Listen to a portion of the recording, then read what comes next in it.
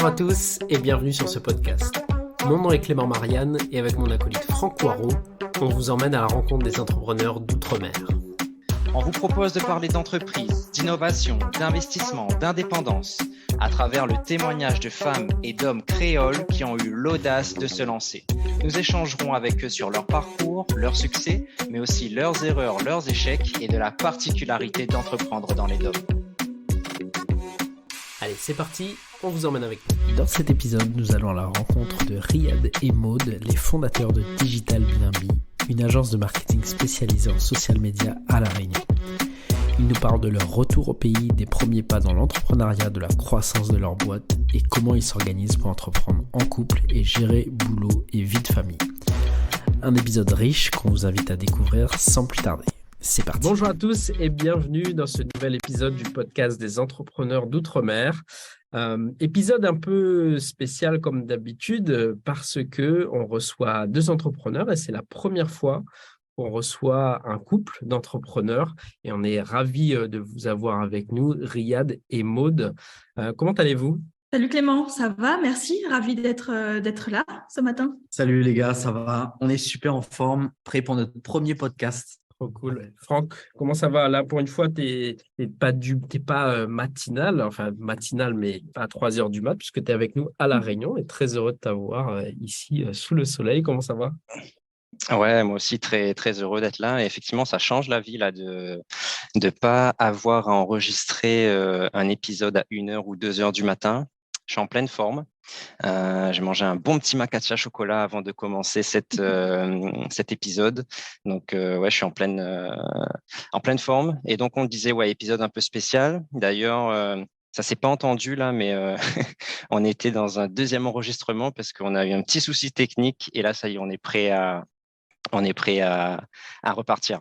Donc, je parlais d'être à La Réunion. Je parlais d'avoir mangé un petit macadamia ce matin. On disait, Riyad et Maud, on est très heureux de vous recevoir. Et la transition est toute faite. On va commencer cet épisode comme on le fait d'habitude, avec un portrait créole. Donc, vous êtes deux. Donc, on va faire chacun votre portrait créole. On va commencer avec Maud, honneur aux dames. Alors, Maud, si tu étais un plat des îles, un plat de La Réunion peut-être, tu serais lequel et pourquoi? En vrai, il y en aurait plein, mais si je devais en choisir un vraiment, je dirais un petit curry crevette avec un bon petit rougail-mangue bien piquant. Curry crevette de maman, je précise, parce qu'il est imbattable. Mais non, parce que c'est simple, c'est bien épicé, ça a du goût et c'est efficace pour moi. Voilà. Avec un bon petit riz blanc et c'est parti. Je retiens deux choses déjà là. Il faut que ce soit de maman et bien piquant. Donc, le côté famille, Ouais. le côté piquant, peut-être que c'est un fil conducteur pour le reste de l'épisode. Et toi, Riyad, ce serait quoi ton plat? Écoute, on va rester dans la mer parce que moi je dirais que c'est un petit rougail la morue, tu vois, bien local. Pareil, alors j'étais absolument fan du rougail de mes parents, mais après j'ai découvert celui de sa maman aussi. Et c'est vrai que c'est vraiment une petite touche en plus que j'ai appris à apprécier aussi, hein. Et je dirais que c'est moi qui suis un gros viandard, c'est un choix que je fais quasi systématiquement, hein, parce que je suis pas trop poisson en général, mais ça c'est un imbattable pour moi. Donc pareil avec son bon petit grain de piment. Moi, riz blanc sec, hein, on connaît, mange ça sec. Et puis ça fait toujours l'affaire, hein. Ouais, là, on est dans le roots. Et moi, ouais, je suis en ce moment en vacances là, et du coup, c'est l'occasion aussi pour mon fils de goûter un peu plus aux spécialités locales. Et la semaine dernière, il a goûté un petit rougail la morue, mais il a pas eu autant d'enthousiasme que vous deux. Il est plus team rougail saucisse ou curry poulet. En tout cas, le curry crevette, je souligne parce que c'est la première fois qu'on le cite là dans le podcast. Donc, petit clin d'œil à ça. Donc, on a vos plats. Maintenant, s'il fallait retenir un lieu, un lieu de la Réunion que vous affectionnez, qui vous inspire, peut-être dans lequel vous aimez aller ou dans lequel vous n'allez pas aussi souvent que vous le souhaitez, ce serait lequel? Maud, ce serait quoi pour toi? Alors, je te dirais globalement le sud sauvage, j'aime beaucoup. Ok. C'est ultra dépaysant pour moi. Et si je devais être plus précise, ce serait Manapani. Vraiment, c'est un coin que j'ai découvert vraiment là depuis mon retour à La Réunion. Et franchement, à chaque fois, c'est une bouffée d'air frais quand tu vas là-bas. On a toujours eu la chance d'avoir du soleil, tu es sur la côte, tu peux te baigner et en même temps, tu es dans un petit cocon de verdure. Franchement, ça regroupe tout ce que j'aime, quoi. Et je me trompe peut-être, mais je pense que Riyad me rejoindra là-dessus. Tu vas même pas rebondir sur sa réponse, Franck, parce que c'est un truc qu'on partage effectivement depuis qu'on est revenu. On a eu la chance d'y retourner 2-3 fois, je pense, en prenant un petit B&B pour bien profiter là-bas. Et tu vois, ça crée un lifestyle en fait qui nous représente beaucoup. Tu vois, être proche de la nature, proche de la mer. Et puis, tu vois, se réveiller, aller piquer une tête dans la piscine naturelle. Même le soir, on rentre, on voit le balai des pailles en queue. Tu as les pêcheurs. Enfin, ouais, c'est vraiment le rêve pour nous d'être là-bas chaque fois. Donc, Manapeni-les-Bains, On valide. c'est notre coup de cœur, quoi. Ouais, ça me fait trop bizarre parce que d'habitude, quand je pose la question quel lieu de la Réunion les gens aiment bien, mais je suis obligé de faire appel, tu vois, à des souvenirs un peu lointains pour me dire, ah ouais, c'est vrai, là, c'est tel endroit, c'est comme ça, comme ça. Mais là, vous me dites ça, j'y étais la semaine dernière, tu vois, exactement comme vous. Ouais. On a pris un petit logement là sur 2 jours, juste en face de la rivière Langevin. Tu te réveilles le matin, tu vas prendre ton petit bain de soleil près de la rivière et tout, après le bassin Manapani. Franchement, ouais, je valide. Je valide. Mais bon, Ouais. je vais pas plus raconter ma vie que ça, mais ouais, j'aime bien le lieu. Et donc, pour terminer, maintenant, une musique. Donc là, c'est soit un titre ou alors un style de musique de manière générale que vous appréciez, que ce soit pour vous inspirer ou pour vous ambiancer. Mode. Écoute, pareil, hein, il y en aurait pas mal, mais bon, au risque de pas faire dans l'originalité, je vais partir sur un son bien actuel. Ça serait Calm Down de Rema. Ça représente bien mon mood quand je travaille. Je mets mes petits écouteurs quand je dois exécuter des tâches bien précises sans trop de réflexion. Ouais. C'est un petit mood que j'aime bien. Ça me met dans de bonne humeur et voilà. Ok. Et toi, Riyad? Moi, je suis un gros fan de rap depuis toujours, donc que ça soit en France, aux États-Unis. Et je te dirais le titre qui me fait vraiment kiffer en ce moment, c'est All My Life. C'est un titre de J. Cole et de Lil Durk. Ok. Tu sais, c'est un peu je sais pas si vous connaissez le titre. Les artistes, je pense que oui. Oui, oui. Mais vous irez écouter, les paroles sont cool. Et puis, c'est la rencontre entre deux générations.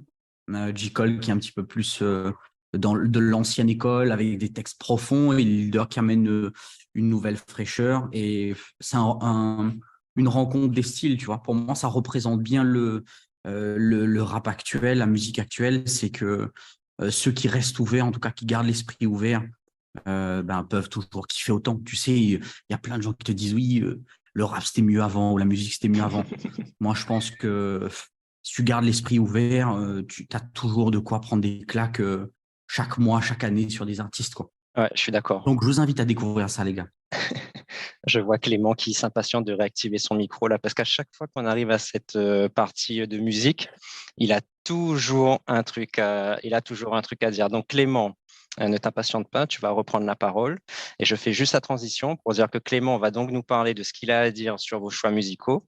Et juste après, on enchaînera sur les questions par rapport à votre parcours. On a énormément de sujets à traiter, qu'on aimerait traiter avec vous. Et Clément va reprendre la main là-dessus. Ouf, enfin, je suis libéré. Merci, Franck. En fait, déjà, je voulais rebondir sur le choix du lieu de Manapani parce que moi, je trouve que, en fait, le sud de l'île, je trouve que c'est un endroit qui est oufissime. Le côté authentique, et aussi très, très rayonné. En fait, je trouve que le sud de l'île a gardé cette authenticité de la Réunion qu'on pouvait voir il y a encore plusieurs années. Donc, ouais, je partageais carrément ce choix. Je voulais rebondir sur Réma parce qu'il y a quand même il y a quand même un événement assez incroyable là dans l'histoire de la Réunion, c'est que Réma, donc le chanteur de Calm Down, vient à la Réunion au mois de Ouais. septembre. Apparemment, oui. Il vient à Saint-Benoît. Alors ça, j'étais obligé de le dire, Franck, parce que c'était, la première artiste internationale qui vient au Stade Alan de Saint-Benoît, où je jouais au foot quand j'étais petit. Ça me fait toujours un petit truc. Donc merci Maud de m'avoir donné l'occasion. Avec plaisir. Et ouais, du coup, effectivement, moi j'aimerais qu'on revienne sur votre parcours. Je sais que vous avez tous les deux beaucoup d'expérience, vous avez fait beaucoup de choses avant. Peut-être pour commencer, est-ce que vous pourriez tous les deux séparément, donc l'un après l'autre, nous décrire un peu votre parcours plutôt scolaire en mode accéléré jusqu'au moment en fait où vous avez eu le déclic de vous lancer dans l'entrepreneuriat. Alors, je ne sais pas si directement ça a été un projet commun ou pas, vous allez nous dire ça, mais voilà, j'aimerais qu'on balaye déjà toute cette première partie de qu'est-ce que vous avez fait comme parcours, vos études, votre expérience un peu professionnelle qui vous a amené jusqu'à vous dire, OK, là, j'ai envie d'entreprendre. Et pour pas toujours avoir le même ordre, je laisse Riyad commencer. Super, ok. Écoute, moi j'ai fait, donc pour la petite histoire, Maud et moi-même, nous nous connaissons depuis le collège. Hein. On a fait collège-lycée ensemble. Et puis après, nos chemins se sont séparés. Moi, je suis allé en classe préparatoire à Belle-Pierre. J'ai fait mes 2 années et puis je suis allé en école de commerce. J'ai fait mon parcours grande école à Rennes School of Business. Et puis, j'ai choisi une spécialisation, ils appelaient ça innovation et gestion de projets innovants. Donc, c'était pour bosser dans le digital globalement, gestion de projet. Tu sais, c'était la grosse période aussi start-up en 2015-2018. Donc, l'idée, enfin, moi, j'ai fait tous mes stages dans ces univers-là, c'était de pouvoir y prolonger ma carrière entre commercial et marketing. Donc, c'est à ce moment-là que j'ai découvert, tu vois, lors de mes stages ou de mes échanges universitaires, tout l'univers du marketing digital. Et en même temps, je faisais pas mal de business development. Pour des startups, tu vois, j'ai fait une grosse césure dans une startup qui faisait le Airbnb du parking. J'ai fait un gros stage aussi c'est un logiciel SaaS qui permettait aux propriétaires bailleurs de gérer leurs biens immobiliers. Enfin voilà, pas mal d'expériences de ce côté-là. Et puis à la sortie de l'école, j'ai eu de la chance, j'ai trouvé un boulot assez rapidement. Et donc c'était dans le sud, vers Montpellier, là où Maud était, où on s'est retrouvés. J'y ai bossé pendant un peu moins d'1 an. Et puis, l'envie de rentrer depuis la fin des études me poursuivait. On a mis pour projet de rentrer. On a fait ça assez rapidement. Et puis, on est rentré à La Réunion fin 2018. Ok. Voilà. Riyad, juste une petite question sur ce parcours-là. Tout de suite, tu nous as dit que tu étais parti sur le sujet commercial. Qu'est-ce qui a fait que tu as fait, tu vois, ce choix-là, toi? J'ai toujours eu un contact avec la vente, tu vois. Si tu veux, en tant que… alors, je ne suis pas issu directement d'une famille de commerçants, tu vois, comme beaucoup de indo-musulmans de la Réunion. Tu vois, ma mère est professeure des écoles et mon papa, il bossait à la mairie. Donc, ils sont à la retraite tous les deux maintenant. Je n'ai pas eu forcément de commerce dans lequel m'exercer comme beaucoup de mes potes à Saint-Paul, mais j'ai gravité quand même autour de ça. Tu vois, j'avais des tantes qui avaient des commerces. Donc, tu vois, pendant les braderies, on avait toujours un petit boulot où on allait vendre quelque chose dans la braderie commerciale, soit des glaces, soit des boissons. Donc, j'ai toujours été en contact avec ça et j'ai eu, je pense, une facilité à le faire. Donc, c'était pour moi comme un choix un petit peu évident qui s'est précisé un peu avec le temps. Ça m'a été très utile, mais je savais que je n'allais pas en faire une finalité. Et je pense que ça a été encore plus clair lorsque j'ai eu mon premier job de business development, donc à la sortie de l'école, où pendant 6 mois, 9 mois, j'étais vraiment dans une grosse période down de ma vie parce que justement, j'étais écrasé par la machine commerciale et ce qu'elle exigeait de moi. Tu vois, c'était une grosse boîte, on était 200 personnes. Donc, c'était chez Private Sport Shop, le leader de la vente privée en Europe. Et donc, voilà, c'était extrêmement éreintant. Et je me suis rendu compte que voilà, j'aime bien faire du commercial, mais pour des causes déjà qui me plaisent. Et puis, pas à ce rythme-là. Là, c'était vraiment, tu sais, comme les nouveaux postes de SDR, j'ai des potes qui font ça, tu vois, en métropole, où tu dois passer des cinquantaines de coups de fil par jour, des mails, etc. Et c'était compliqué pour moi. Ah ouais, je vois très bien. Ouais.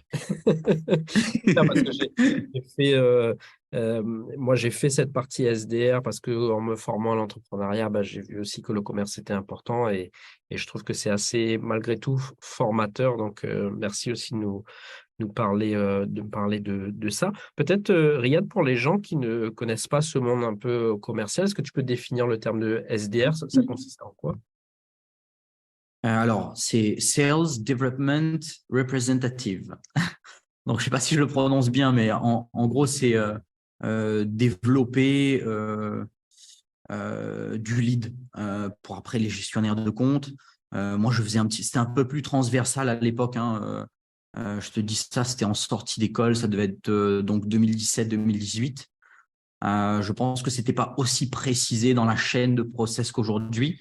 Donc, on faisait un peu. Moi, j'avais un pôle, donc je faisais tout ce qui concernait machine fitness. Donc, tu sais, tapis de course à la maison, vélo elliptique, et puis sport de combat. Donc, je devais démarcher des marques comme Everlast, Elite Fitness, enfin plein de choses pour pouvoir aller chercher des machines à bas coût et puis qu'on puisse faire des ventes privées autour de ça. Et c'était c'est un job nous on disait c'est un petit peu de chien d'attaque, quoi, parce qu'il faut être tout le temps vif, il faut être capable d'aller chercher des points de marge avec des argumentaires, faut être faut être assez agressif, je pense, dans les méthodologies. Ok, hyper intéressant. Et du coup, le déclic plutôt entrepreneurial pour toi, il arrive à quel moment et pourquoi?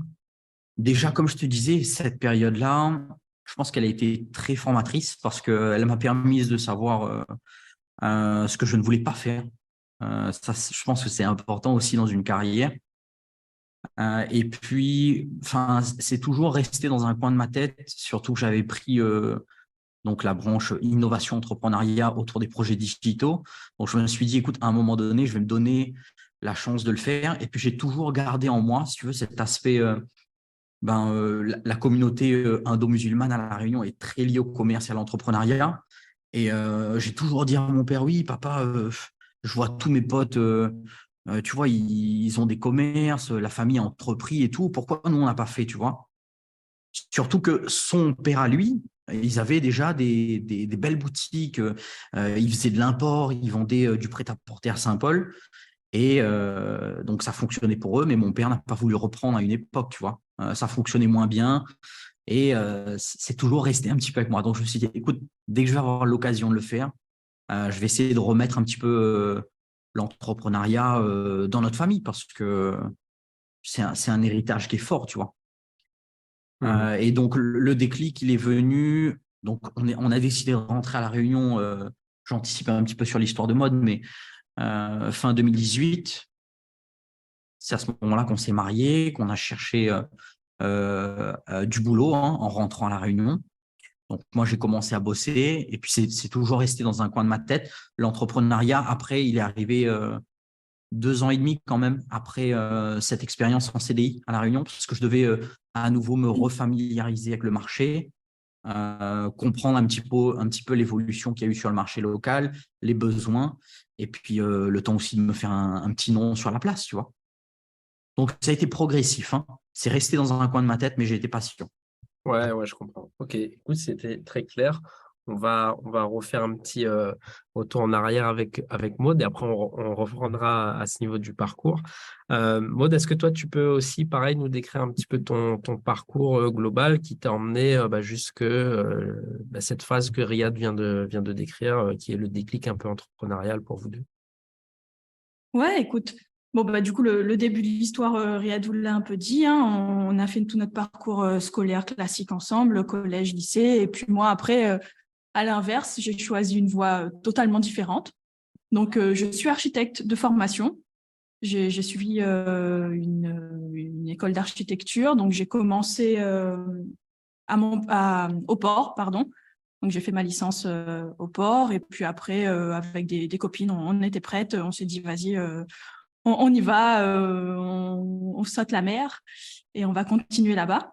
Donc, en fait, Montpellier, j'ai choisi Montpellier parce que tout simplement, c'était l'école qui était rattachée à celle de La Réunion, donc pas de souci de dossier, c'était un transfert automatique, quoi. Et puis, il faut dire qu'à Montpellier, il faisait bon vivre. J'avais ma sœur qui était à Nîmes à côté et qui a déménagé à Montpellier entre-temps. Donc, la transition était plutôt douce et rassurante. Du coup, voilà, master d'architecture, quelques échanges universitaires, mais ça n'a jamais finalement été une passion, si tu veux, innée. Mais bon, à un moment donné, tu te dis, bon, papa et maman payent les études, faut quand même aller jusqu'au bout des choses et ce sera au moins ça de valider dans la poche. Donc, finalement, je suis arrivée à la fin de mes études, j'ai empoché mon master avec la certitude de ne pas vouloir, si tu veux, en faire mon métier, en fait. J'ai fait un espèce de rejet, si on peut dire, de l'architecture à un moment donné, qui fait que j'ai pas voulu pousser les choses plus loin là-dedans. C'était pas fait pour moi, quoi. Et je me dis, c'est un métier de passion, tu vois, si tu le sens pas, il y en a plein d'autres autour pour qui c'est vraiment une passion et qui sauront le faire à merveille. Donc, autant, toi, essayer de trouver ta voie et vraiment ce qui te fait vibrer, quoi. Donc voilà, au final, ça s'est fait assez rapidement, hein. J'ai validé mon master et puis dans la foulée, après, Riyad m'avait déjà rejoint à Montpellier et on est rentré à La Réunion. Mais si tu veux, moi, cette fibre entrepreneuriale, je ne l'avais pas forcément de base, hein. Pareil, je n'ai pas une famille issue de ce milieu-là. Je n'ai jamais développé cet aspect-là. Donc, ça s'est construit au fil du temps, notamment avec Riyad, que je voyais faire à côté, hein, et puis on en parlait. Le sujet revenait assez régulièrement. Donc, dès notre retour à La Réunion, après, moi, j'étais dans une phase où je me cherchais un peu. Je savais que je ne voulais pas suivre la voie de l'architecture, mais en même temps, je ne savais pas totalement ce que je voulais faire de ma vie. Donc, c'était une période assez, je ne vais pas dire vide, hein, parce que le mot est fort, mais je me cherchais à ce moment-là. Ouais, il y avait un petit flou quand même, il y avait un flou par rapport à tout ça. C'était pas aussi clair que peut-être tu l'aurais voulu à ce Ouais. Ouais, c'est ça, tu vois. Et donc voilà, j'ai laissé un petit peu le temps faire les choses. Et puis arrive le moment où on commence à vraiment s'intéresser au sujet. Et là, ça rejoint un petit peu la partie qu'on a laissée tout à l'heure, si tu veux, où on en parle un peu Oui, plus. et puis notre retour à La Réunion s'est fait rapidement. Moi, comme je te dis, c'était la période où dans le boulot, je me suis rendu compte que ça me rendait limite dépressif d'être commercial, de poursuivre ça constamment, d'être oppressé par la pression des grosses machines entreprises en métropole, tu vois, et même ailleurs, hein. Et donc, je dis en mode, écoute, j'en ai marre, en fait, je pense que je veux rentrer à La Réunion, je veux retrouver aussi un cadre qu'on a connu, mais t'inquiète que si on rentre, c'est pour casser, tu vois, c'est pour y aller à fond, on va pas non plus se reposer, retourner chez papa, maman, et puis suivre un cycle qui nous plaît pas ou qui nous fait pas rêver. Donc, je lui dis ça. Je pense qu'on prépare notre retour et notre mariage en même temps parce que, voilà, On est aussi des produits de notre environnement. Moi, mes parents attendent que je me marie aussi, tu vois. Donc, j'ai une copine. J'ai une copine, donc ils me disaient, bah, ok, tu rentres, mais il faut que vous vous mariez, quoi. Si vous voulez vous installer et tout, va falloir mettre la bague au doigt, hein. Et donc, voilà, on fait ça, on s'organise. Ils nous aident beaucoup pour le faire. Et ouais, je pense qu'en 3-4 mois, on rentre, on se marie. Et donc, c'est donc fin 2018. Moi, je trouve du boulot donc en février 2019. Et je bosse pendant 2 ans et demi à construire le pôle marketing digital pour le groupe Omargy, qui a Moderni Sport et d'autres enseignes, etc. Donc voilà, on monte le e-commerce, on monte les réseaux sociaux, les newsletters, les publicités. Vraiment, j'ai les mains à fond dedans. On fait un peu de 4x3. Bon, c'est une entreprise qui se développe énormément. Donc pendant ces 2 ans et demi, je crois qu'on ouvre 3 ou 4 boutiques. Et donc ça m'apporte beaucoup de visibilité, beaucoup d'opportunités. Je rencontre beaucoup de monde dans l'écosystème. Donc écoute, on avance à fond de ce côté-là. Euh, et si tu veux, je dis à Mode, voilà, il y a des opportunités en fait, parce que on commence à me solliciter à droite, à gauche, à me dire, bah, écoute, Riyad, tout ce que tu fais pour eux, ça serait bien que tu le fasses aussi pour nous, tu vois. Parce que le digital, au final, c'est quelque chose qui s'est développé vite, surtout pendant la période Covid. Mais avant ça, toutes les entreprises se tâtonnaient un peu et on n'y croyait pas trop. On se dit, écoute, il faut y aller, oui, mais en même temps, bon, est-ce que ça nous apporte les mêmes retours sur investissement qu'une campagne 4x3 ? Donc, je pense qu'à ce moment-là, ils ont été assez innovateurs dans ce groupe. On a fait la démarche et donc ça s'est très bien passé. Et puis, toujours cette petite voix en tête qui me dit, mais Riyad, quand est-ce que tu penses un coup à toi, à ton tour, à entreprendre ? Et donc, moi, je rentre le soir à la maison, je dis à Mode, non, mais écoute, tu sais pas trop où tu vas aller, laisse-moi te proposer un truc. J'ouvre une agence, je fais rentrer les clients qui me demandent des sollicitations. Je mets la stratégie en place. Toi, tu as des super outils, des super compétences graphiques que tu as développées pendant tes études en architecture, les maîtrises de Photoshop, Illustrator, etc. Et essaye de faire une montée en compétences et je trace une route pour toi. Tu gères 1 ou 2 clients et on y va, quoi. C'est à ce moment-là qu'en fait, les choses avancent réellement, tu vois. Je mets, entre guillemets, dans cette petite période où je monte un média qui fonctionne bien aussi, qui s'appelle Run Garden et qui traite de la musique urbaine, enfin du rap et de la culture à La Réunion. Donc, je fais ça le soir et le week-end. Tu vois, genre, vraiment, cette période-là, j'étais, je pense, obsédé par le fait d'arriver à faire quelque chose parce que je m'étais dit, je retourne à La Réunion, ok, mais il faut que je fasse quelque chose de mes 10 doigts. Donc voilà, ça nous aide aussi, ça crée une impulsion, ça continue à nous apporter de la visibilité. J'ai des clients, des opportunités qui rentrent. Donc on crée la société juillet 2020, on s'associe directement. Donc tu vois, l'association initiale, pour moi, elle est claire parce que aussi ça faisait partie de nos rêves de pouvoir monter une entreprise à 2 et de bosser tous les 2, tu vois. Et donc, on le fait et ça part comme ça. On fait rentrer un client. Je pense que Modi bosse pendant 1 an. C'est sur un événement urbain qui a lieu tous les ans à la Cité des Arts. Et arrive début 2021 où là, j'arrive à me poser, à avoir une discussion avec mon boss du moment. Et je lui dis, écoute, voilà, j'ai mis pas mal de choses en place. En plus, il y a des changements dans le groupe là-bas parce que avec le développement, il commence à aller chercher des managers chez Adidas, tu vois, ailleurs. Et ça commence à devenir gros.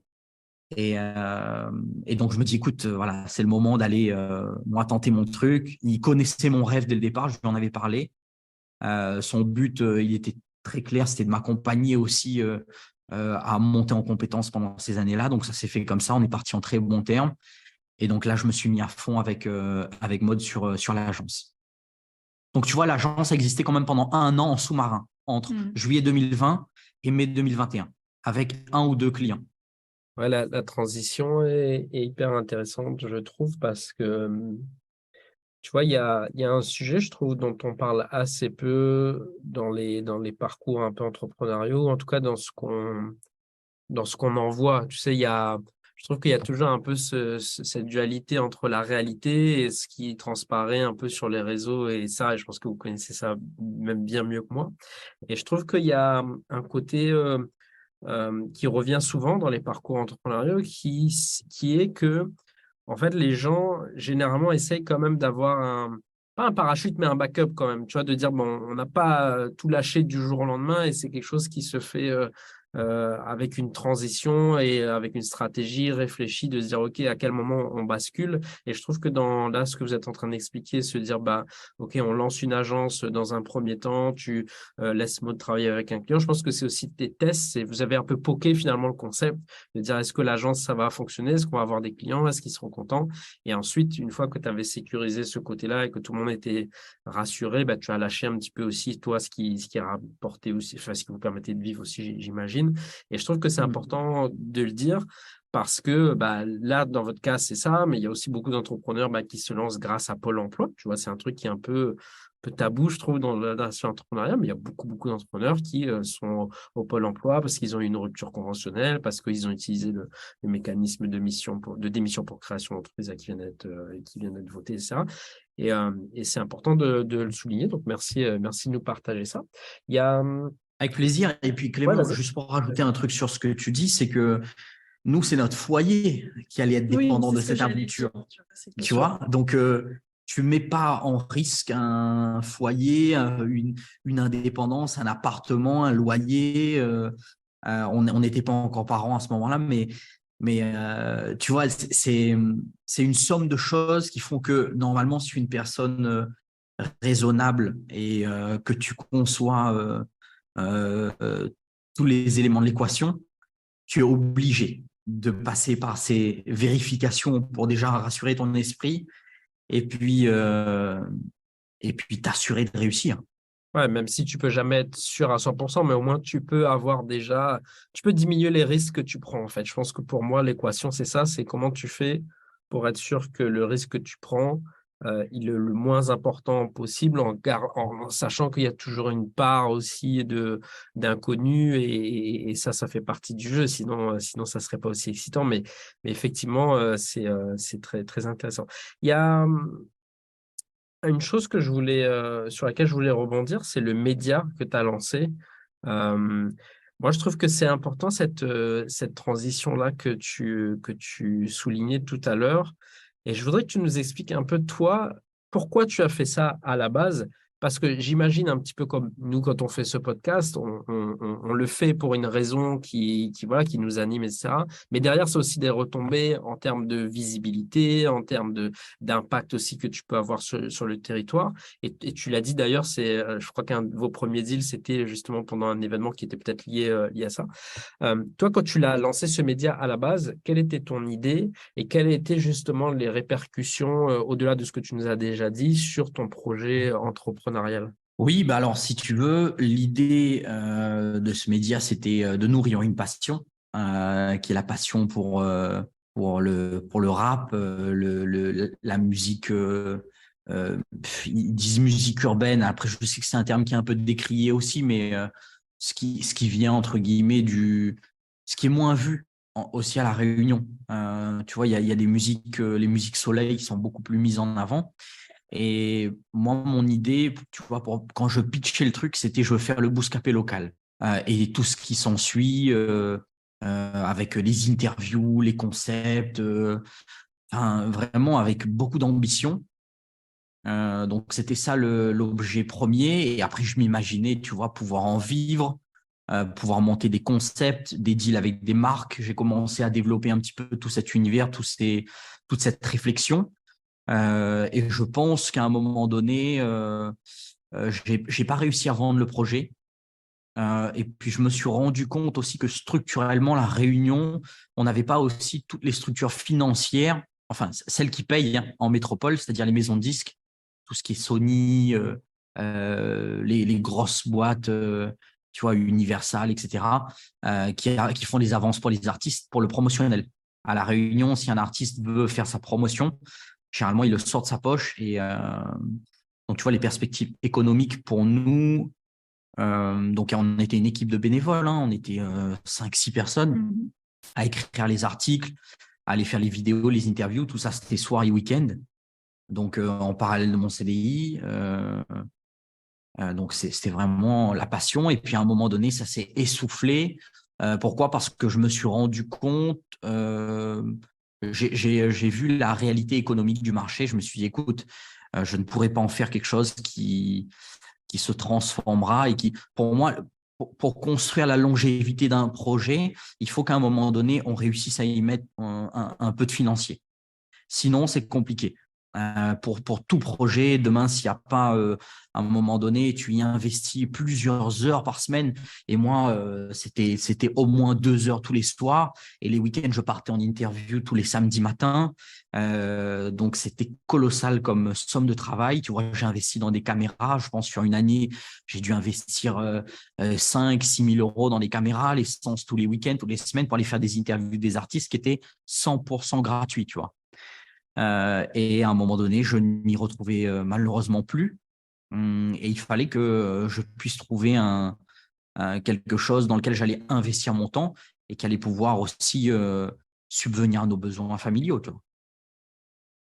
Okay. Donc, le pivot s'est fait à ce moment-là et je me suis dit, écoute, t'inquiète pas, ton projet, il existe, il a existé. Et puis, à un moment donné, quand tu seras plus à l'aise et que tu auras fait ce que tu auras voulu faire en termes d'étapes de construction d'entreprise et tout, tu y reviendras. Peut-être que tu auras plus de moyens, un staff que tu pourras dédier à ce genre de choses et nous va rebarrer, tu vois.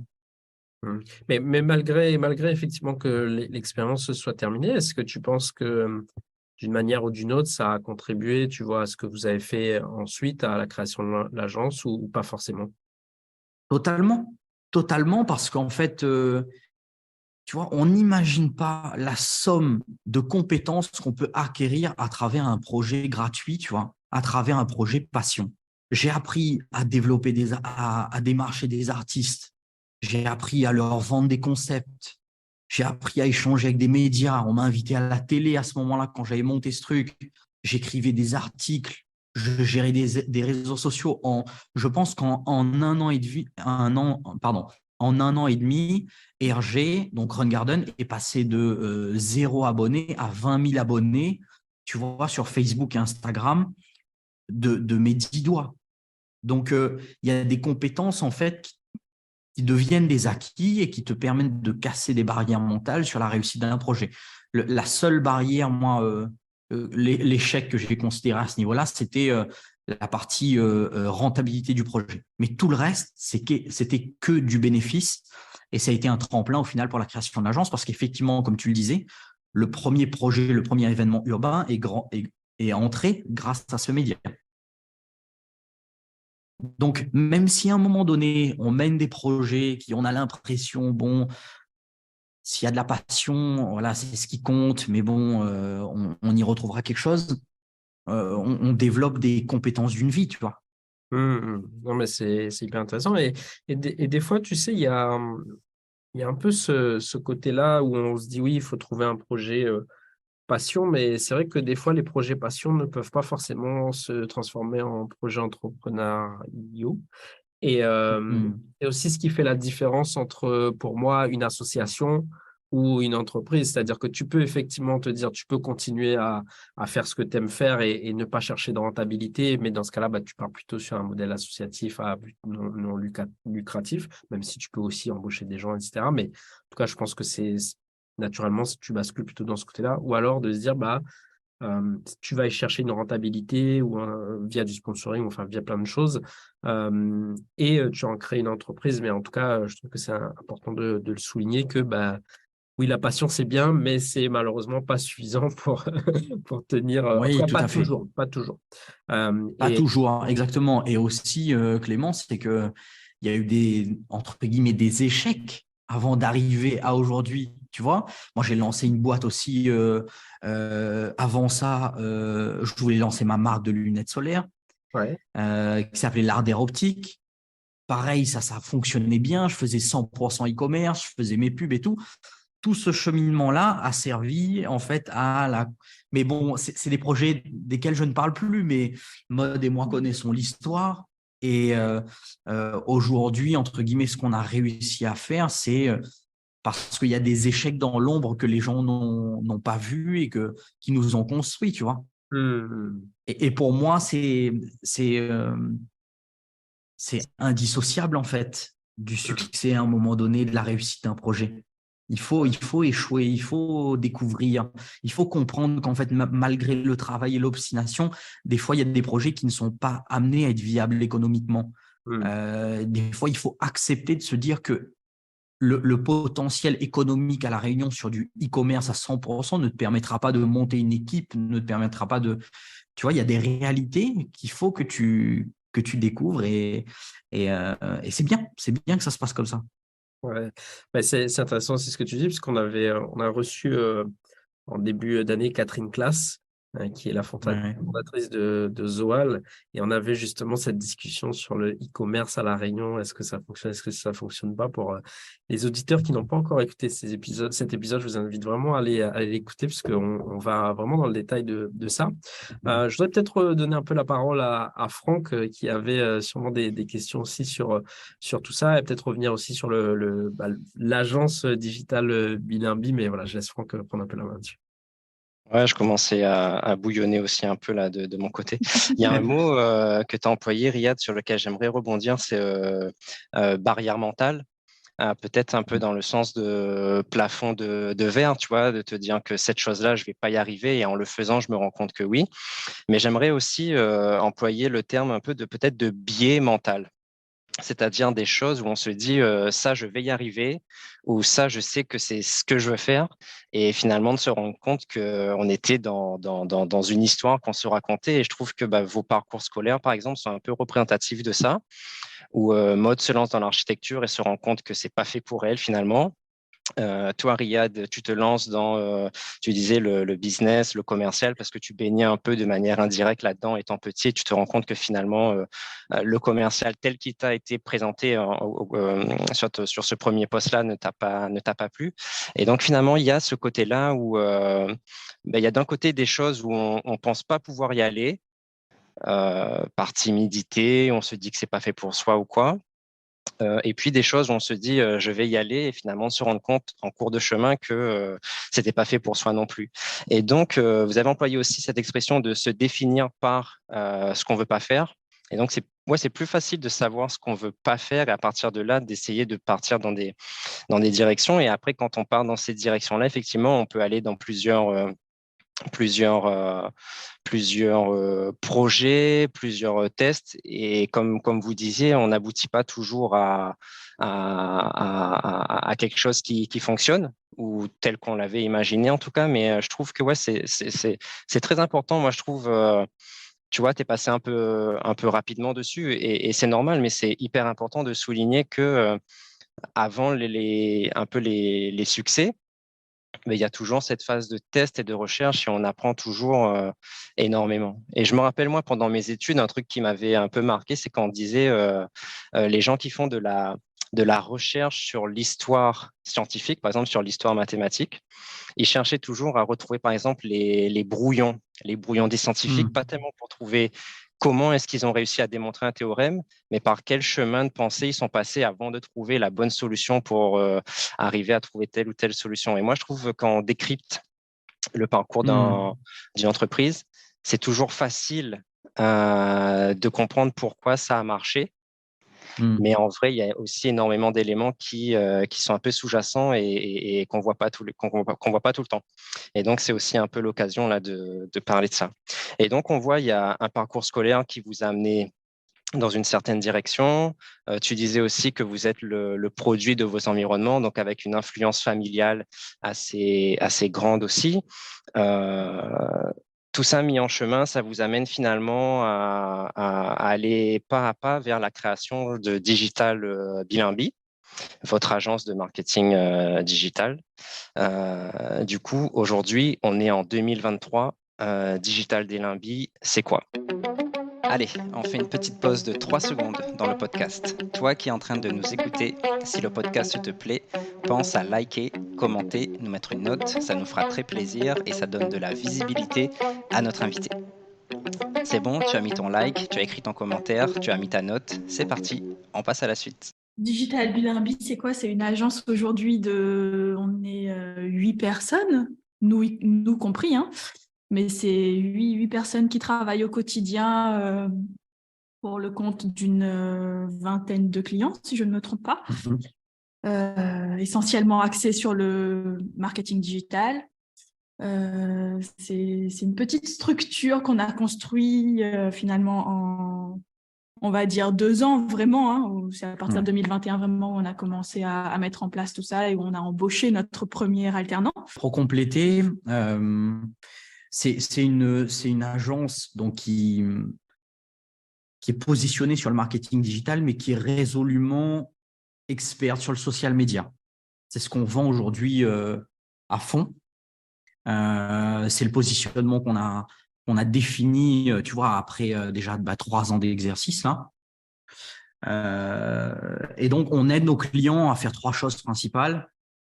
Maud n'a peut-être pas forcément ce discours-là parce que c'est vrai que c'est moi le commercial dans le duo, tu vois. C'est ce qui fait que ça fonctionne aussi aujourd'hui. Je pense qu'on aura l'occasion d'y revenir un petit peu plus tard, mais on a chacun nos rôles bien précis au sein de la boîte qui fait que on a nos domaines d'expertise, on n'empiète pas sur le domaine de l'autre, chacun sait ce qu'il fait. C'est ça, exactement. Et on avance bien comme ça. Donc, pour te compléter notre pitch d'entreprise, voilà, donc résolument social media. Donc, on a une équipe, tu vois, dans laquelle on a photographe, vidéaste, gestionnaire de compte, graphiste, traffic manager. Et donc, notre objectif pour nous, c'est d'apporter 3 choses à nos clients: visibilité, notoriété, de la vente grâce au digital et de la fidélité de leurs clients. Donc, on est axé avant tout sur la satisfaction client, la performance. Tu vois, 100% des clients qui ont bossé avec nous en 2022 ont re-signé avec nous en 2023. Donc, on y met un point d'honneur et il y a 0 prospection chez nous. Tu vois, on ne bosse que sur recommandation. Finalement, le côté commercial, tu as réussi à donner à ta boîte le côté commercial qui te plaisait, loin des machines un peu écrasantes de relance. Ça, c'est hyper intéressant. Ouais, vous parliez des clients, sans donner de nom forcément, mais si vous deviez un peu décrire peut-être la typologie, est-ce qu'il y a une typologie type de clients que vous accompagnez? Oui, je dirais qu'on a aujourd'hui un pool de clients qui doit être à 70% autour de gros commerçants. Quand je te dis gros commerçants, c'est multi-points de vente, en moyenne entre 3 et 10 points de vente. Donc, voilà, qui ont un volume d'affaires, qui peuvent encaisser aussi des charges d'une agence externalisée et sur lesquelles on peut implémenter des stratégies intéressantes. À côté de ça, on bosse un petit peu avec des institutions publiques. Ça nous est arrivé de bosser pour des villes. Ça nous arrive aussi de bosser pour des grosses associations de villes, tu vois, mandatées par exemple. Et puis des grands groupes. Des très gros groupes qui ont du rayonnement à l'échelle de l'océan Indien. L'année dernière, on est allé à Mayotte, par exemple. On a bossé un peu avec un client sur Paris aussi. Donc, un petit peu au fil des opportunités, on voit ce qui se présente. Est-ce que ça fit avec notre identité d'entreprise, ce qu'on a envie de faire? Et puis, go ou no go, quoi. Ok. Moi, ça soulève une question parce que vous disiez, voilà, vous avez aujourd'hui un portefeuille de 20 clients et on voit que c'est des clients assez importants. Donc, félicitations pour ça. Ça a été un peu abordé de ce premier client, ce premier festival qui a été dont on vous a confié en tout cas, je ne sais pas si c'était toute l'organisation ou peut-être juste la partie communication. Mais, juste la partie communication digitale. Okay. Et du coup, ma question derrière, donc ça, on a compris que c'est un peu arrivé par Run Garden, si j'ai bien compris. Et ce premier client-là qui correspond un peu à cette typologie que tu décrivais, vous l'avez trouvé et vous l'avez signé comment après ce festival-là, du coup? Ouais, alors si tu veux, il se trouve que cet événement est organisé par une structure qui gère aussi des artistes. Et donc, moi, étant en contact avec beaucoup de managers d'artistes à La Réunion pendant cette période de médias, parce qu'ils veulent faire du promotionnel, ils veulent organiser des interviews, ils veulent qu'on couvre des événements, etc. Ils veulent beaucoup de choses. Et écoute, il voit mes compétences en communication, il voit le développement de RG. Il me dit, écoute, est-ce que ça te dirait de gérer toute la com de l'événement sur, je crois, 6-9 mois avant le déroulé de l'événement. Donc, on se rencontre, on se pose. C'était vraiment... c'est pas du bluff, mais genre, il fallait qu'on vende quelque chose, fallait qu'on mette quelque chose sur pied. Comment est-ce qu'on va gérer ça? Mode, il fallait qu'elle monte en compétences. Ouais, surtout moi qui n'avais vraiment aucune expérience dans le domaine, il faut le dire. Aujourd'hui, on peut le dire, mais c'est vrai que j'ai appris sur ce compte-là, en quelque sorte. Exactement. Donc, c'était pas... Ouais, c'était un peu fake it until you make it là pour cette première étape. Et donc on y va, on fait le rendez-vous. Bon, en même temps, le gars nous fait confiance parce que il voit ce qui est déroulé sur RG. Ça peut pas moins bien se passer. Oui. Ça, c'était sûr. Donc, on met la stratégie en place, moi, avec toutes les compétences que j'ai développées. Je leur fais des recommandations, on se fait des allers-retours. Et puis, il y a une gestionnaire aussi qui gère toute la partie organisation de l'événement. On est étroitement liés et on arrive, surtout que c'était leur première expérience aussi de gestion, parce que l'événement a 3-4 ans, je pense, ou peut-être un peu plus jeune. Et donc, du coup, c'est le moment où ils décident de se professionnaliser, ils dédient un budget à ça. Et donc, on parle budget. Alors, ils nous disent qu'ils ont, tu vois, pour donner je pense que je peux donner des chiffres, hein, mais à l'époque, je sais pas, il nous dit, écoute, j'ai 3-4 000 euros pour 6 mois. Est-ce que ça le ferait pour vous? Nous, on fait notre petit découpage. Écoute, on n'a pas besoin de ça initialement pour vivre. Donc, on se dit, écoute, c'est une bonne opportunité. On va prendre ce qu'il nous donne comme budget. On ne fait pas d'agressivité ou de négociation particulière. On y va, on doit tenter quelque chose. On y va, on signe la chose et puis on se met à bosser soir et week-end avec Mode sur la stratégie, la charte graphique pour le client. En plus, on prend un contrat avec lui qui est la captation vidéo de l'événement. Donc là, tu en fais preuve d'audace. Moi, je faisais déjà de la captation vidéo pour RG.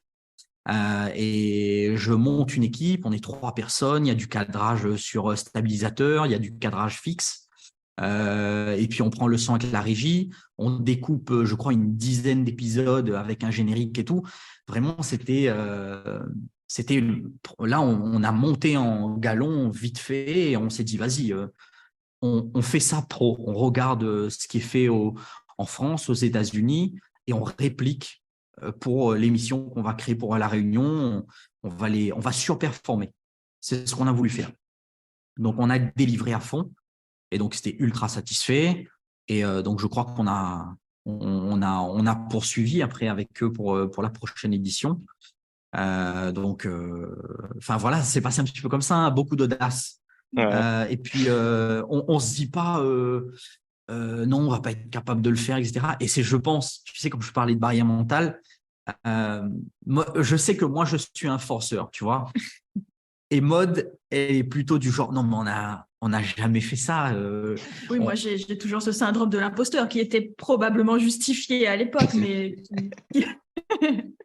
qui se ressent vraiment, qui ressort principalement chez moi plus que chez toi, en tout cas. Donc, je lui fais violence. Elle me dit, écoute, non, ça va être difficile. Donc, là, s'engage des discussions entre nous. J'essaie de trouver des solutions. Et pour la convaincre au final, tu vois, comme quoi même mon époque commerciale me sert dans mon couple pour lui vendre mes projets. Et donc on y va, quoi. Et ça se passe super bien. Tout est quali, on fait des motion design pour l'intro et tout, je trouve les bons partenaires, on arrive à rentrer dans nos budgets et tout. Donc, tu vois, ça s'est super bien passé. Donc, à partir de ce moment-là, on s'est dit, mais en fait, tout Tout est possible. Tout est possible. On peut faire ça pour n'importe qui. Si on a du temps, le budget pour, où se trouve la barrière, tu vois? Et ouais, je reprends je prends un peu la perche là du budget Riyad parce que j'aimerais qu'on creuse un peu ça. Parce que là, tu nous as parlé d'un budget 3 000 à 4 000 euros.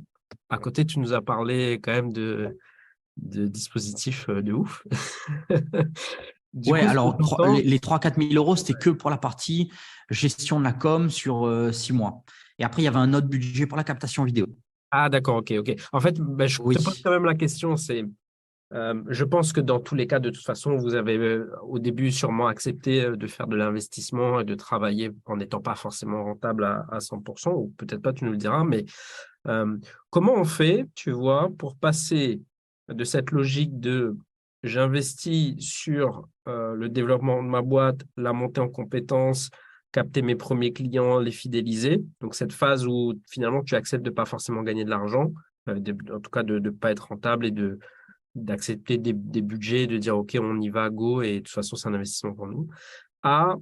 OK, maintenant, on a les compétences, on sait où on va, et on sait que finalement, on a une valeur à faire valoir. Ça fait un peu répétitif, mais en tout cas, vous avez compris. Comment on passe du coup, par exemple, d'un client qui vient de ce monde-là où tu vas lui faire des choses peut-être à des budgets relativement restreints, à lui faire comprendre, bon, bah là, maintenant, on passe un autre cap et il faut qu'on soit rentable. Est-ce que c'est comme ça que ça se passe ou est-ce que vous vous dites, bon, bah, sur ce client-là, puisqu'on l'a pris à ces budgets-là, on va rester sur cette base-là et sur les autres clients, on va appliquer peut-être d'autres tarifs? Oui, pour ce client spécifique, je crois que, tu vois, en fait, la première session s'est tellement bien passée que on a pu négocier une petite rallonge pour l'année suivante, tu vois, pour le budget mensuel, en leur faisant comprendre que voilà, là surtout on s'était inscrit dans une logique un peu plus long-termiste, enfin moyen parce que c'était sur une année et il fallait, tu vois, retravailler tous les formats vidéo, il fallait faire les pré-inscriptions. Donc ils ont compris assez rapidement qu'il y avait plus de boulot à venir, tu vois. La première phase, on n'était que sur du promotionnel lié à l'événement pour remplir, entre guillemets, la Cité des Arts. Et puis l'année suivante, il y avait plusieurs logiques. Celle de faire venir des participants et du public. Donc, il y avait assez rapidement pas mal d'arguments pour augmenter un peu le budget. Puis le travail avait été déjà très bien fait. Donc, on avait clairement cet objectif de surperformer pour pouvoir avoir nos armes et nos arguments pour entrer dans la discussion commerciale pour la suite. Après, moi, je suis, tu vois, pour te répondre plus largement à cette question, je pense qu'un client, si un client rentre à un bas prix chez toi, s'il évolue bien et que tu lui apportes du retour sur investissement, tu peux faire évoluer la facturation, mais tu ne pourras pas vendre plus cher un produit que tu as vendu moins cher.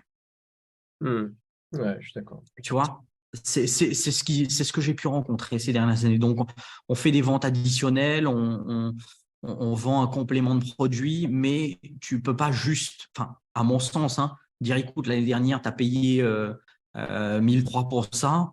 Cette année, il n'y a rien qui change spécialement, mais c'est l'inflation, donc tu vas payer 1450. En tout cas, j'ai pas pu expérimenter ça. Ouais, non, mais je pose cette question parce que je trouve que, tu vois, on parle assez peu de ces sujets-là parce que c'est vrai que des fois, on n'a pas forcément l'occasion. On n'a pas aussi des profils orientés sur la vente comme le tien. Donc, j'en profite, tu vois, pour aller creuser un peu ces sujets-là avec toi, Riyad. Mais je voudrais quand même revenir un peu aussi, redonner un peu la parole à Maud. Et peut-être revenir sur votre organisation, parce que vous avez parlé tout à l'heure du fait que vous avez une organisation très carrée. J'aimerais bien que vous nous l'expliquiez. Et il y a quelque chose que je trouve vraiment intéressant dans vos deux profils, et c'est quelque chose qui revient assez souvent, je trouve, dans les associations qui marchent bien. C'est qu'il y a toujours un profil un peu rêveur, un peu foufou, qui veut aller toujours plus loin, qui se dit OK, on y va en fond. Bon, tu t'es reconnu là, Riyad, hein. et, et un profil un peu plus pragmatique qui va justement. Et en fait, je trouve que ça fait un bon équilibre entre on tire, et en même temps, on ne va pas trop vite. Et je trouve que la balance s'équilibre bien et j'ai l'impression que c'est votre cas. Comment, du coup, vous êtes organisé aujourd'hui avec vos prédispositions un peu naturelles pour que tout ça fonctionne dans un bon équilibre? Et aussi, j'ouvre aussi la question de par rapport aux personnes que vous avez recrutées, parce que j'imagine bien qu'il doit y avoir aussi, tout ça doit se refléter dans votre organisation RH finalement. Voilà, comment vous êtes organisé de manière globale dans l'agence? Écoute, ce qui était clair dès le début, c'était que oui, on s'associe, mais on s'associe parce qu'on a tous les deux des compétences complémentaires à apporter à la boîte. À aucun moment, l'un empiète sur l'autre. Bien sûr, on se parle, on échange quotidiennement sur tout, les décisions, on les prend à deux. Mais si tu veux, au quotidien, Riyad a ses missions, moi j'ai les miennes. On se fait valider l'un et l'autre ce qu'on fait, mais voilà. On se fait confiance et je pense que c'est aussi la clé de la réussite de la boîte aujourd'hui. C'est qu'on ne va pas revenir sur ce que fait l'autre, on laisse faire et au final, ça marche plutôt bien comme ça. Du coup, vos périmètres respectifs aujourd'hui, c'est quoi? Écoute, Riyad, lui, il gère essentiellement le fonctionnement de la boîte, globalement. Tu vois, il gère l'aspect commercial, les relations clients principales, c'est lui qui les fait. Et l'aspect salarié, employé, c'est aussi lui qui gère tout ça. Donc, globalement, il gère la boîte. Et moi, je gère le pôle artistique, on va dire. Le social media, tout ce qui concerne les shootings, la direction artistique. Je gère aussi mes clients à mon échelle. Mais voilà comment se répartit un petit peu tout ça. Ouais. Après, l'administratif, on fait tous les deux. Ouais. Voilà, ça, c'est le truc, je pense, qui fait plaisir à personne. Donc, on se partage un peu la peine sur cet aspect-là. Et puis, pareil, recrutement, on fait toujours les choses à deux. Oui, toutes les décisions finales, on les prend ensemble. Ok. Ouais, mais après, voilà, effectivement, toute la partie développement commercial, prospection, visibilité de l'agence, c'est plutôt moi qui m'en charge. Ouais, et puis ça se reflète aussi par le biais de nos études. Tu vois, ça s'est facilement dispatché. Ouais. Quoi. Ça s'est fait naturel. De manière naturelle. Ouais. Ok. Ouais, Riyad, est-ce qu'on peut revenir peut-être sur cette phase de croissance que vous avez connue? Parce qu'on a eu le début où vous étiez à 2 et vous disiez tout à l'heure que maintenant vous êtes à 8. C'est quand même un fois 4, c'est beaucoup en 2 ans. Comment vous avez abordé cette période? Comment ça s'est passé? Et en fait, vous avez aussi connu la création d'une équipe. J'imagine aussi que c'est un autre métier, tu vois, que de gérer une agence à 2 et de gérer ensuite 6 personnes derrière. Donc, voilà, j'aimerais bien qu'on revienne un peu sur toute cette phase de croissance de l'agence. Oui, pas de problème. Alors, écoute, donc on a démarré à 2 dans notre ancien appartement. C'était pas un garage pour nous, mais c'était un petit bureau, une petite pièce qu'on a transformée. Donc, on gérait tout ça depuis là. Moi, j'allais faire mes réunions commerciales directement chez les clients ou dans un café, et puis on avançait comme ça. Et puis, on commençait à avoir des besoins en développement web. Donc, on s'est lancé dans un premier recrutement alternant à l'époque.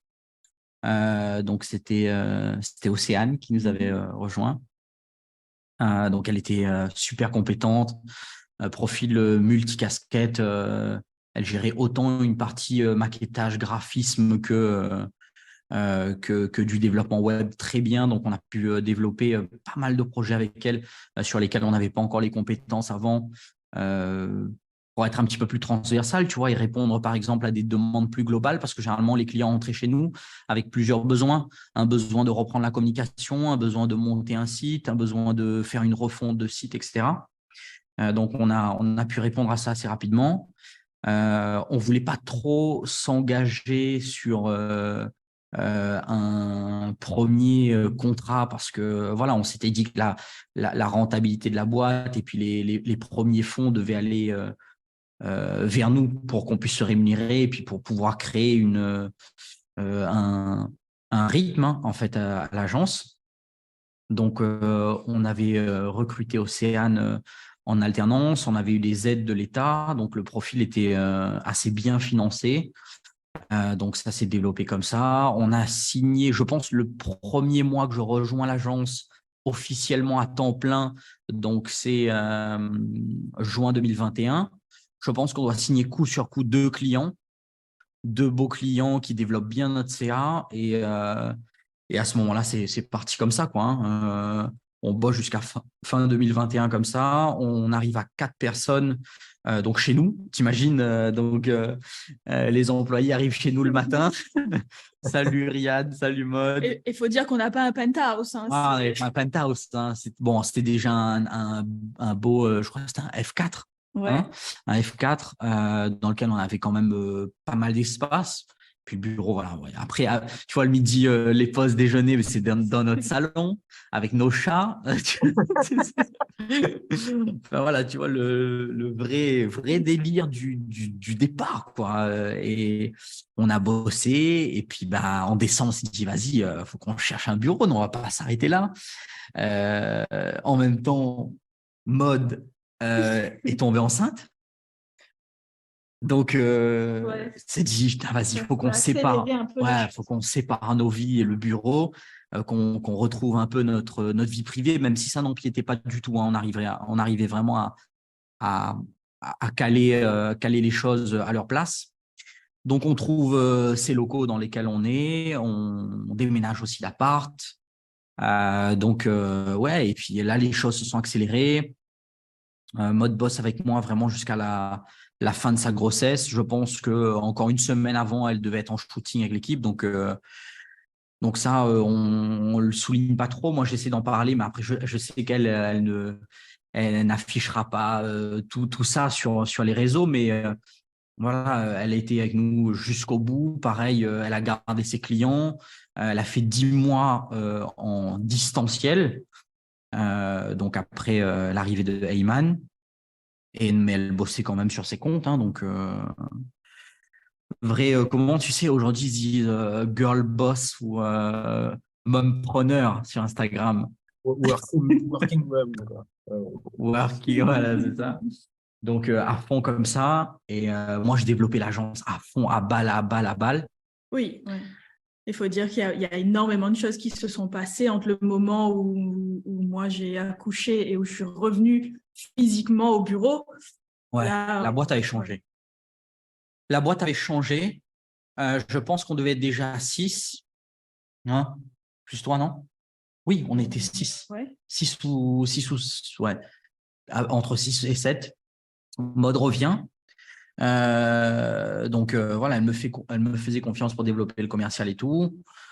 Et c'est vrai qu'elle arrive dans une boîte, elle se dit, c'est quoi, tu n'imaginais pas le truc aussi gros ou... Ouais, c'est vrai que j'ai quitté la boîte, on était quoi? On était 4, ouais, c'est ça. 4 3 plus 3. Et je suis revenue, on était 7 personnes. Donc, fallait aussi se faire à cette nouvelle organisation-là, arriver dans un bureau avec vraiment une vraie équipe, quoi. Ouais. Et ça a été aussi une nouvelle étape. Ouais. Une nouvelle étape. Beaucoup de discussions entre nous, à savoir en fait où est-ce qu'on voulait aller initialement. Est-ce que notre vision s'était pas désaxée pendant les moments où Maud n'était pas au bureau et moi j'avais continué à développer avec mes ambitions et ma vision du truc, parce que il faut bien comprendre que même si on se retrouve tous les soirs et qu'on échange toute la journée, quand tu vois pas le truc se développer, je pense que tu n'es pas forcément en phase avec l'évolution qui se projette, tu vois. Le fait que je gère l'équipe tous les jours, que je suis en contact avec eux, et puis voilà, il y a Maud doit revenir, apprendre à connaître des gens, apprendre à installer aussi sa place avec l'équipe. retrouver l'énergie d'associé, tu vois. Donc, pas mal de challenges à ce moment-là. Donc, ça, c'était cette année, hein, Ouais. début d'année. Et donc, ouais, aujourd'hui, une vingtaine de clients, un chiffre d'affaires intéressant tous les mois. Et donc, ce qui nous permet d'assurer là aujourd'hui nos CDI et nos deux alternants. Donc c'est vraiment cool, une belle évolution. Aujourd'hui, on est en questionnement sur la suite, sur le modèle qu'on a. On a une machine qui fonctionne super bien, une équipe sur laquelle on peut compter et où on a de la confiance aussi qui s'est installée. Et on a pu justement transformer nos alternants en CDI. Donc, ça, c'est une super belle évolution quand tu as des gens qui grandissent en même temps que la boîte, qui ont envie de s'investir et tout. Donc, voilà, un petit peu où on en est aujourd'hui. Très clair, très clair. Il y a un des points là, moi, que je voulais aborder avec vous pendant cet épisode, puisqu'on l'a dit, vous êtes le premier couple d'entrepreneurs qu'on reçoit. On a la chance en plus de vous avoir tous les deux. Question très large, comment on fait pour gérer l'entrepreneuriat et la vie de couple? Parce que déjà, l'entrepreneuriat et la vie de couple, de manière générale, c'est assez difficile à gérer. La vie de famille, même, je dirais. Mais quand on est finalement tout le temps ensemble, à travailler ensemble, comment vous gérez ça, vous, de votre côté, en ayant un bon équilibre pro-perso? Riyad, je sais que tu fais énormément de sport, donc je vois aussi que tu passes beaucoup de temps pour entretenir ton mental et tout ça.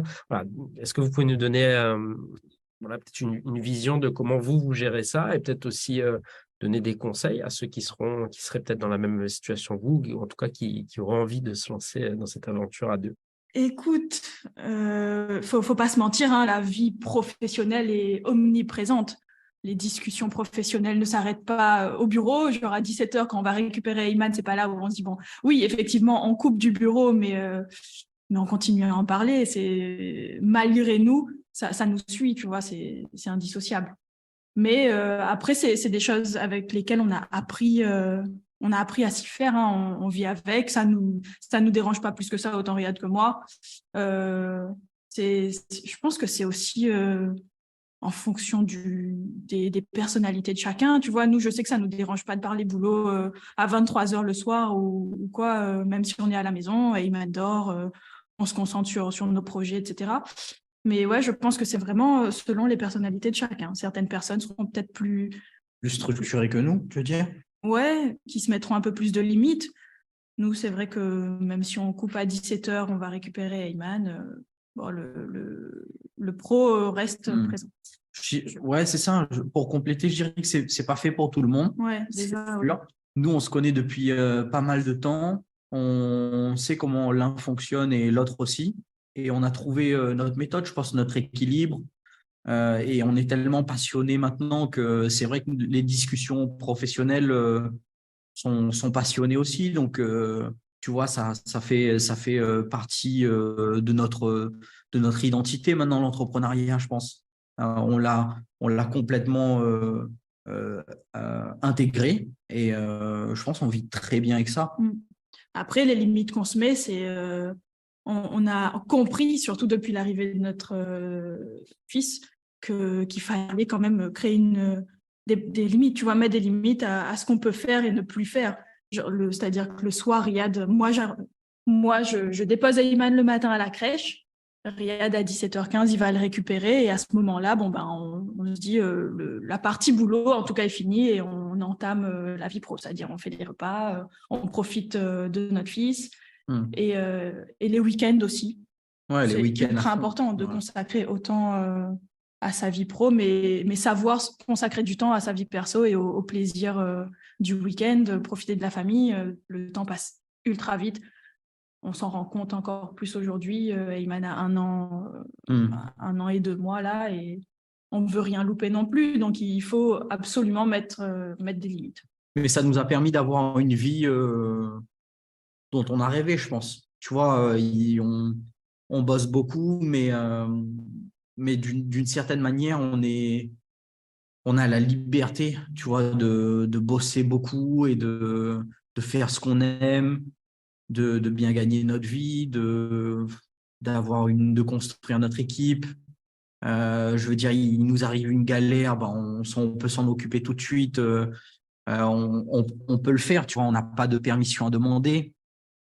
C'est un petit peu le cadre qu'on rêvait de créer et on y arrive bien. Donc, mais la notion de vie privée, vie pro, elle est floue.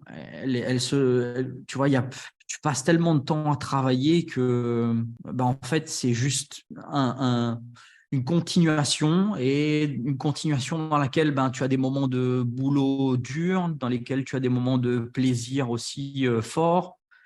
Il n'y a pas de, tu vois, on n'est pas constamment à se dire ah punaise, moi il est 17h30, mais coupe tout, arrête.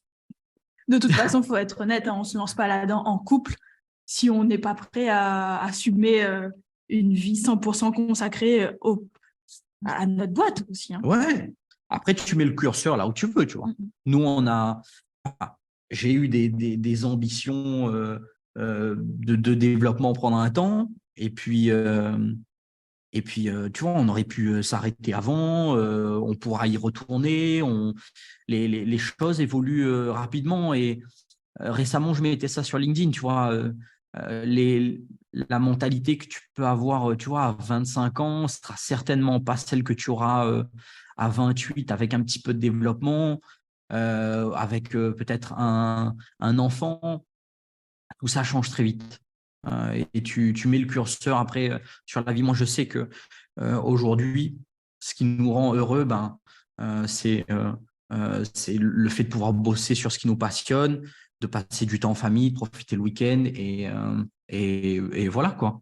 Hyper intéressant, et je trouve que, en fait, déjà, c'est des thématiques qui me parlent bien, et à Franck aussi, parce qu'on est aussi tous les deux papas, et c'est marrant parce que je crois pas t'avoir déjà dit ça, Riyad, mais ton fils qui a un nom s'appelle Eyman, et moi j'en ai un il va avoir 2 ans, il s'appelle Eylan, et donc on a aussi un peu ces sujets-là, et je trouve que de manière générale, en fait, quand tu es entrepreneur, tu embarques de toute façon ta famille avec toi, en fait, d'une manière ou d'une autre, parce que tu es obligé de composer aussi avec ton activité, tout en gardant le côté familial. Et moi, j'ai cette particularité que ma femme n'est pas entrepreneur avec moi, mais malgré tout, j'ai quand même l'impression que je l'emmène aussi, et mes enfants, parce que j'en ai 2 maintenant, je les emmène quand même dans mes histoires à chaque fois que j'ai des rendez-vous avec des clients, parce que, en fait, il y a beaucoup d'organisations qui tournent finalement autour de ça, parce qu'il y a des choses que tu peux moduler.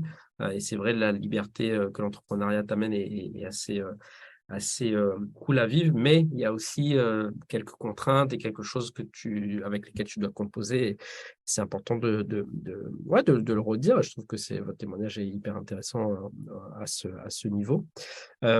Franck, est-ce que tu voulais rebondir par rapport à tout ça? Je voulais dire qu'on sent effectivement beaucoup de complicité entre vous deux. Et du coup, j'aimerais venir un peu mettre un grain de sel dans cette complicité et vous demander, c'est quoi peut-être les sujets de friction entre vous, en ce qui concerne en tout cas le pro? C'est très intéressant. Alors, les frictions liées au pro, c'est le développement qu'on va avoir. Ouais. Hein, c'est les questionnements, tu vois, qu'on se renvoie assez souvent. Qu'est-ce qu'on veut, tu vois? Et puis, c'est ce qu'on disait tout à l'heure, c'est que Riyad a cette facilité à se projeter, à vouloir toujours aller plus vite, plus loin. Et c'est super. Et moi, je mets les barrières. Je suis plus prudente, je réfléchis beaucoup, et j'ai cette petite part d'inconnu et un petit peu d'appréhension qui vient se mêler à tout ça, et qui fait que, voilà, la jauge fait ça et puis refait ça. Et on essaie de trouver un équilibre comme ça, mais ça peut être des fois le point où ça fight un petit peu, on va dire. Mais après, tu sais, c'est intéressant parce que nous, entreprendre à deux, on s'est rendu compte que c'est un vrai parcours. Tu vois, tu fais pas ça de manière hasardeuse. Il y a de la communication à mettre en place. On s'est dit, écoute, on aimerait bien former des couples à notre tour. Parce qu'on a réussi à mettre des petites méthodes en place, nous, de communication, Tu vois, on essaye de comprendre, de respecter aussi l'autre quand on est dans notre espace de travail. Tu vois, on a nos habitudes de couple qu'on doit distancer de nous-mêmes quand on vient au boulot et qu'on a nos 6 employés, etc. Voilà, Maud me dit, écoute, là, je suis pas trop dispo pour qu'on discute, même si j'ai tout le temps plein de trucs à lui dire sur peut-être un potentiel client qui va rentrer, etc. et tout. Et on a réussi à, je trouve, mettre un système en place qui rend la communication, qui rend l'entrepreneuriat à deux un peu plus processé, tu vois, un peu plus dirigé. Et ça évite des bêtises, même par exemple pour nos feedbacks et tout. Tu vois, on prend le temps de se les dire, on essaie de s'améliorer. Moi, je lui demande, écoute, qu'est-ce que je pourrais mieux faire de ce côté-là, s'il y a des trucs qui foirent. Enfin, moi, je vois plus l'entrepreneuriat seul comme étant une possibilité, tu vois. Je voulais me relancer dans un truc tout seul cette année, mais tu vois, j'ai mis 2-3 mois, j'ai bossé dessus, je me suis dit, putain, il me manquait un truc, quoi. Et du coup, j'ai dit à Maud, bah vas-y, tu veux pas te re-associer avec moi sur un truc. Du coup, là, vous allez partir sur autre chose. C'est top secret. Qu'est-ce qui se passe? Euh, non, Non, c'est pas top c'est pas top secret. secret, vu qu'on a commencé à communiquer un petit peu dessus. Là, le prochain projet sur lequel on travaille, c'est un format d'infoprenariat sur lequel on aimerait accompagner des couples à entreprendre. Ok. Alors, on a dit duo, on dit plutôt des duos parce que ça peut être des couples, ça peut être des meilleurs amis, ça peut être des cousins, ça peut être des frères et sœurs. Et c'est de réussir en fait à créer un binôme qui fonctionne. Parce qu'il y a, tu vois, certains éléments dont on a parlé pendant cette interview et enfin, d'autres trucs qu'on a développés aussi au fil des années, qui peuvent, tu vois, mener un duo à l'échec et on aimerait transmettre ça à notre tour. Moi, j'ai formé quelques équipes de com l'année dernière et je voulais en faire mon projet principal pour cette année, mais en fait, je me retrouve tellement dans le duo qu'on a formé et puis Maud était OK aussi pour se lancer là-dedans. Donc, ça va être un petit peu notre prochain projet là.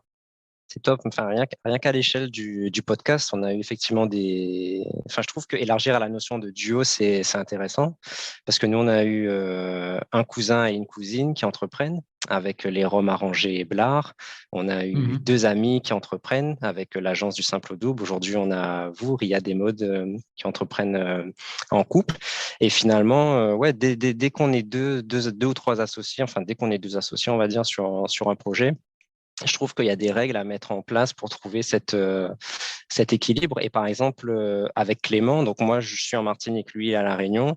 On va dire que 99,9% de nos échanges, bah, maintenant, ça tourne beaucoup autour du podcast. Et en fait, on a trouvé un petit truc, c'est de temps en temps, on s'organise ce qu'on appelle des visio blabla, où en fait, on prend juste un peu le temps, 30 minutes, de prendre des nouvelles. Voilà, qu'est-ce qui se passe dans la vie personnelle de l'autre et on essaye de pas du tout parler Mhm. des podcasts et des projets associés, mais c'est vrai que comme vous disiez, quand on est passionné par un projet, les limites sont très floues et on revient très naturellement à ces Bien sujets un sûr. peu de prédilection. Mais l'exercice est intéressant en tout cas. Et ben, on va suivre de très près là cette nouvelle aventure qui est en cours Avec plaisir. de construction. Clément, je pense qu'on a fait un peu le tour des sujets qu'on voulait aborder avec nos invités. Comme on a l'habitude de commencer avec un portrait créole, on va le terminer par des questions rapides, mais avant, on va dire, vous avez la parole pour nous parler librement d'un sujet qui a peut-être pas été abordé dans le podcast. Je regarde assez souvent et j'aime mes moments seuls, tu vois. Tu l'as dit tout à l'heure, quand je fais du sport ou quand je vais courir un peu, etc. Ça, c'est ultra important quand on entreprend à deux de toujours quand même cultiver ces moments seuls. Et assez souvent, je m'en sers pour faire de l'introspection et me dire, tu vois, repenser à tout ce qu'on a réussi à faire, tu vois. Et ça me permet de toujours avoir de la gratitude et d'être satisfait parce que c'est quand même fou et il y a plein de choses, tu vois. Un an en arrière, tu ne t'imagines pas pouvoir les faire. Et en fait, juste avec du travail, un peu d'audace et de la confiance, ben, on y arrive étape par étape, on sécurise les choses. Et c'est un peu le message que tu vas voir sous format réel ou sous format TikTok en ce moment, tout le temps, toute la journée, tout. Soit David Goggins ou un autre intervieweur qui va te dire un truc du genre, mais c'est tellement vrai en fait. Pendant tellement de temps, moi, je voulais même pas écouter ces gars-là parce que je me dis putain, c'est bullshit, tu vois. Arrête de me raconter tes histoires et tout. Et en fait, c'est vrai que ça fonctionne, mais a posteriori, c'est toujours plus facile de le dire. Donc, faut faire les choses. C'est pour ça qu'on a appelé notre duo là, Duo Makers, parce que on veut juste inviter les gens à, s'ils veulent faire les choses à deux, écoute très bien, mais l'aspect maker, tu vois, ça rejoint aussi le groupe qui a été créé à La Réunion, c'est simplement de faire les choses, quoi. Hyper intéressant. Et merci d'avoir choisi ce sujet parce que j'ai pas voulu te le souffler. Mais en vrai, j'espérais secrètement que tu nous parles de ce côté un peu au sens large développement personnel sans justement y mettre le côté, tu vois, un peu des fois vendeur sur YouTube que tu peux avoir. Parce que je trouve que il y a quand même comme tu viens de le dire, hein, il y a un fond de ça qui est quand même très fondé et très intéressant.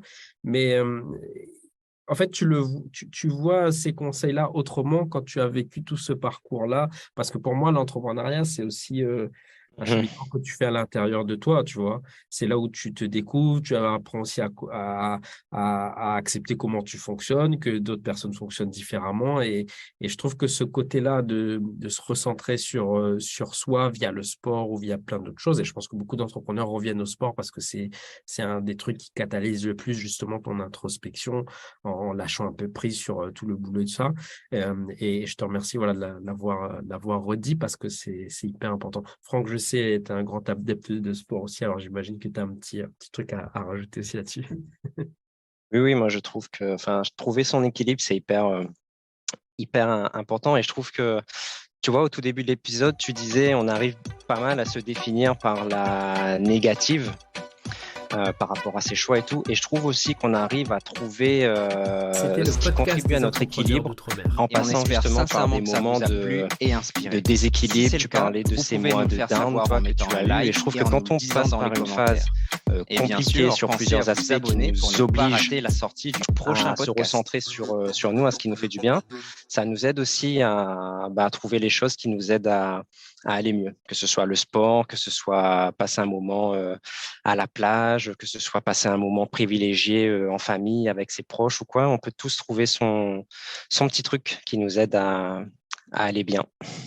On arrive à la fin de cet épisode, Riyad, Maud. Merci pour tous les éléments que vous avez donnés. On a l'habitude de finir nos épisodes avec des questions rapides. Donc là, la règle du jeu, comme vous êtes à deux, ça va être de vous mettre d'accord sur une seule réponse et de façon la plus concise possible. Alors, vous pouvez y réfléchir, on coupera les temps de réflexion au montage. Ma première question, c'est sur tout votre parcours là, ça a été quoi votre plus grosse galère que vous avez connue et comment vous l'avez surmontée? Je dirais que le plus gros challenge, on est encore constamment dedans et je pense qu'on sera dedans pour toute la durée de vie de notre entreprise. C'est en fait l'aspect gestion d'équipe, le fait de construire une équipe performante, impliquée, tu vois, où tout le monde aussi trouve son développement personnel parce qu'il ne faut pas oublier que c'est un organisme vivant, tu vois, une entreprise. Donc, ça, on ne sait jamais. Je pense que c'est le plus gros challenge qu'on rencontre en tant qu'entrepreneur. Ok, trop cool. Ma deuxième question sur les trois que je vais vous poser, c'est jusqu'à maintenant, c'est quoi votre plus grosse fierté, tu vois, de tout votre parcours entrepreneurial à deux? Et moi, je dirais que c'est l'entreprise. C'est tout, c'est le parcours, c'est le fait d'avoir été parent et d'entreprendre. Ouais, c'est toutes les petites victoires mis bout à bout qui fait qu'on en est là aujourd'hui. Ouais, pour moi, il n'y a rien à enlever. C'est les 3 ans. Ouais. C'est les 3 ans, Clément. Parfait, parfait. Et franchement, c'est assez agréable parce que depuis tout à l'heure, on vous interviewe, on ne vous a pas fait la remarque, mais vous êtes très solaire en fait. Vous souriez, ça se voit que vous êtes heureux en fait dans votre quotidien. Et c'est significatif et on sent aussi beaucoup de sincérité. Donc, merci de nous transmettre ça. Ma dernière question pour vous, c'est, à votre avis, c'est quoi la plus grosse qualité nécessaire à un bon entrepreneur? La plus grosse qualité d'un entrepreneur, c'est d'être deux en vrai, hein. De tout gérer à deux et de s'aider sur les remises en question, sur les questionnements de l'un et l'autre, de s'éclairer là-dessus. Ok, eh bien, écoutez, on a cette belle qualité qui nous avait jamais été citée et une belle citation aussi pour l'épisode, je pense qu'il illustrera bien notre échange. Riyad Maud, merci beaucoup pour votre temps, votre bonne humeur et vos sourires pendant toute l'heure et demie qu'on vient de passer ensemble. On arrive à la fin de cet épisode. On vous souhaite beaucoup, beaucoup de réussite sur tous les projets que vous allez mener, notamment les derniers que vous venez de lancer. On va suivre votre actualité avec beaucoup d'intérêt. Peut-être pour terminer, est-ce que vous pouvez nous dire où est-ce qu'on peut justement suivre votre actualité, vos projets? Bah, écoute, on s'est lancé sur Instagram et TikTok. Donc, c'est Duomakers, duo.makers sur Instagram et TikTok. Et c'est là où on va partager un petit peu le parcours, ce qu'on a appris comme leçon, tu vois, ces 3 dernières années. Okay. Et on a un format voilà, qu'on doit préparer, travailler encore un peu. Et puis pour se lancer à fond là-dedans, quoi. Ok. Écoute, je vais vite follower le compte de ce pas. Merci à tous les deux et à très vite pour de nouvelles aventures. Merci à vous, à très bientôt. Merci. C'était le podcast des entrepreneurs d'outre-mer. Et on espère sincèrement que ça vous a plu et inspiré. Si c'est le cas, vous pouvez nous le faire savoir en mettant un like et en nous le disant dans les commentaires. Et bien sûr, pensez à vous abonner pour ne pas rater la sortie du prochain podcast.